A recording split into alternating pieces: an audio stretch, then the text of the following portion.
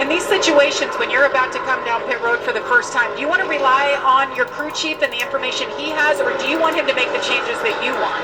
I want the crew chief to hear what I'm saying the truck's doing and where I think the track's going and change it based on that. And also, I want that crew chief to open that notebook up too. They've got so many notes and so many predictions about how differing adjustments will affect what the driver's saying. Right. The crew chief has a lot of information in his hands. He does, and the drivers do as well, and certainly that's why I say it's all about the communication, the back and forth. Final lap is stage number 1. Lane Riggs on his way to pick up his 5th stage win of the season. So impressed with what we've been seeing so far from that 34. Dylan Capello is crew chief. He's a racer as well. Those guys are tuned up.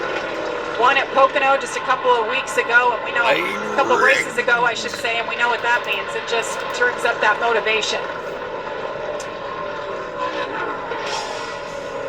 Stage 1 is in the books. Lane Riggs is your winner. Can he hang on? Plenty more racing action to come from IRP. Drive. He said, I just need to be able to rotate the front of this thing better. So in addition to those tires of fuel, he'll get a little bit of adjustment to help him out, Caitlin. Well, Josh, looking at the 98 at Ty Majeski in the middle of your screen, two-time winner here at IRP, was 38 points above the cut line coming into this race, saying he has zero lateral grip. They'll make an air pressure adjustment on that 98, the 34 at the bottom of your screen. He is the stage winner. He said, like you said, Michael, really happy with the speed, and overall, just he wants to fire off a little freer on that 34. Jamie? Yeah, I saw a chassis adjustment for Lane Riggs, so they are adjusting, thinking about how things are going to be changing throughout this race. You see there, great pit stop by the 34 team, gets him off first. Majeski next. What about that move by the 7? Is Corey Day all the way up? Oh, that's Raja, excuse me. Raja gains 4 on pit road. Nice job by that pit crew. Day as well, he picks up a couple of spots.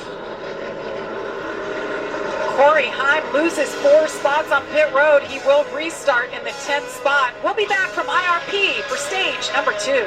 Saw where Castan was got in the back of Corey Heim there. Fortunately, you see that tire spit out there, so he had to come back down pit road. Josh, what are they saying? That's not good. Yeah, and the tires have been the issue for this 44 team. Before they even came in for the pit stop, Ross was worried that he used up his tires, that he quartered them during that first stage. Then they come in and have that issue where the left front got hung. You saw it never got fully attached, came off, had to stop and come back to his pit box. So a tough day got worse for the 44 team. Yeah, no doubt. He was the last truck on the lead lap before that stop. And now look at all the damage on the left side for Ross Chastain. Yeah, and they lost a lap in that pit road incident, so he's off the lead lap. Struggle so far for Ross. We thought he might be one of the guys we're going to have to beat tonight. It's not going well early. Speedway Classic coming your way August 2nd. That is next Saturday. We've been talking about this, well, for a year. We've sold over 80,000 tickets. I'm going to be there. It's going to be an amazing event. I cannot wait to watch the Braves and the Reds do battle. And the pictures that are coming out of Bristol right now with that ball field in the middle of it. It doesn't look real. It really doesn't. And so many cool things that they've done at Bristol Motor Speedway, and Marcus Smith and his whole group they've done a fantastic job of just creating awesome events in that Coliseum there. It's going I to be went to amazing. a Reds game during our break, and they invited me to come out and deliver the game ball to the mound. And everybody just wanted to talk about the Speedway Classic. Like, what's it going to be like? Of course, all the race fans, the players who know NASCAR, they're stoked on this. So, you know what, a question I get, is there going to be a NASCAR race going on while the baseball game is happening? I don't think that's possible. There you see Frankie Muniz Muniz got a as tight truck. Butterbean.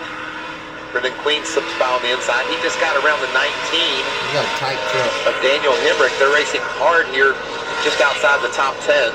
First time we've mentioned Daniel Hemrick tonight. A little bit of news last week. He and his teammate Jack Wood in the 91, they swapped teams, including their crew chiefs. They've kept their pit crews and their spotters, Caitlin, but that was big news out of this team. Yeah, it certainly was. I had a chance to ask Daniel about that exact thing, and he said, when you look at the score box, we've had a very respectable season, but he said when it came to pace and practice and qualifying, we felt like we were off. So they wanted to make that swap with the crew chiefs, with the entire crews.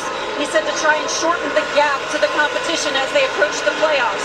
So now he does have Kevin Valancourt with him, who he said he feels like is a good leader. So far, the communication has been good, but of course, they will be learning and adapting as they go here today. Jamie? Yes, and his crew chief, Josh Graham, is new this year to the team, and he's moved over to Jack Woods. So, tough situation, but it all comes down to results. And I like what the team did right there, right? If you know that you've got a break before the playoffs, like the Truck Series has had this year, take that opportunity to make that change right now. Give yourself 3 weeks for Daniel Hemrick and Kevin Bellecourt to work together, to get to know each other, and to figure things out just a little bit. So a good time to do that, and you can lead into the playoffs and not have to be learning something new.